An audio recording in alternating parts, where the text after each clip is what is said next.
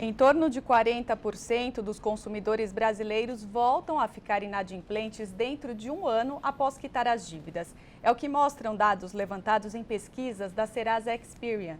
Para falar deste assunto, eu converso agora com o superintendente do Serasa Consumidor, Júlio Leandro. Boa tarde, tudo bem, Tudo Júlio? bem, Obrigada Adriana. pela presença aqui no nosso jornal. A gente agradece. Número alto, né? Bastante alto. É surpreendente esse número ou não? Não é muito surpreendente não, porque quando a gente olha nas pesquisas que a gente fez nos últimos anos, a gente sempre tem um número entre 30% e 40% do que a gente chama de reincidente, né? Então o inadimplente sai da situação de inadimplência, em menos de um ano ele volta a ficar naquela situação. Então ele tem dificuldade de sair de forma definitiva, né? Ele acaba se enrolando de novo, não consegue controlar as contas e volta a ficar inadimplente. E pelas pesquisas que vocês fazem, pelo acompanhamento ano a ano nesses últimos anos, tem aumentado o número de pessoas que voltam a se endividar? Então, quando a gente olha de janeiro a maio desse ano, a gente teve um aumento da inadimplência de 14,9%. Né? A nossa avaliação é um momento econômico está difícil, né? A gente está numa recessão, a gente tem uma taxa de juros alta, a inflação está muito alta, corrói o poder de compra do consumidor e das famílias, a gente tem aumento do desemprego, então tudo isso está afetando negativamente a vida do consumidor e das famílias e está fazendo a inadimplência aumentar novamente. Por isso que em um ano ele consegue quitar as dívidas e volta a se endividar, é isso? Exatamente. Por conta desse cenário econômico. Também isso está piorando um pouco a situação agora, fazendo com que seja mais difícil ainda ele sair da inadimplência. Agora, Júlio, vocês fizeram também uma pesquisa que mostra quem se endividou mais foram as pessoas com mais de 60 anos. Por quê? Então, quando a gente olha para a inadimplência, normalmente ela é mais baixa para as pessoas com mais de 60 anos, né? Então a terceira idade normalmente já tem menos necessidade, aprendeu com a experiência, já tem uma vida mais estável, então ela é mais baixa. Mas quando a gente olha para o crescimento, foi nessa faixa que cresceu mais, né? Então o problema agora da economia está chegando inclusive nessa faixa etária.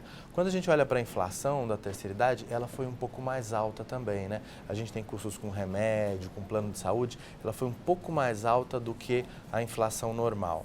E o que acontece muito é o seguinte, o idoso, muitas vezes ele ajuda a família, ele ajuda os filhos, ele ajuda a pagar a escola dos netos, ele ajuda muitas vezes ali, né?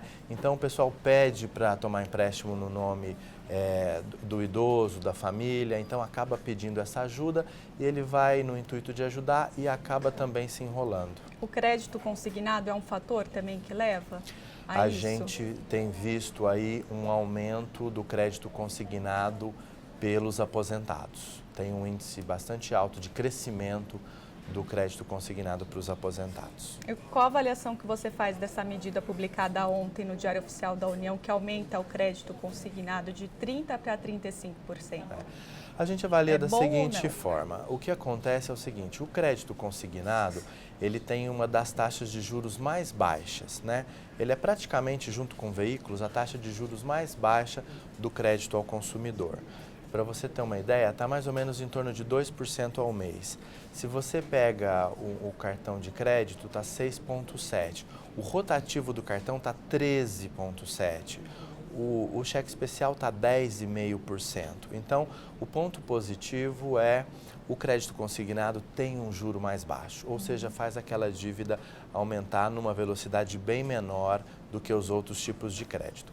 Por outro lado, os especialistas colocam que até 20% de comprometimento da sua renda com dívidas, prestações, é razoavelmente seguro.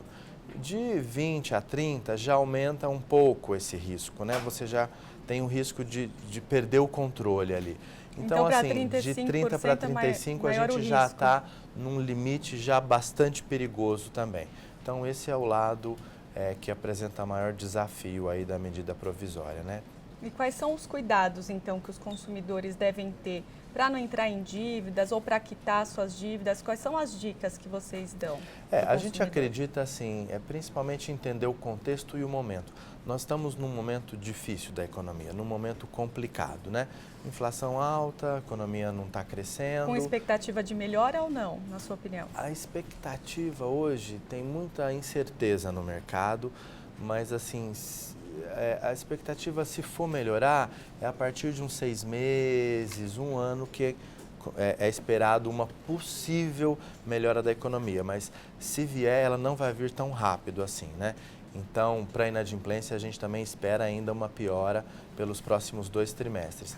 Então, a gente entende, é um momento de cautela, então é um momento de poupar, não é um momento de gastos, não é um momento de gastos supérfluos, não é um momento para você assumir novos compromissos. Então, cortar tudo aquilo que der para cortar. Exatamente, porque então precisa ter cautela, porque pode acontecer alguma coisa não planejada, aí o consumidor e a família têm condição de lidar com aquilo. Existe uma cartilha para o consumidor? A gente tem várias dicas que a gente passa aí no nosso website, na imprensa, para ele estar se planejando melhor.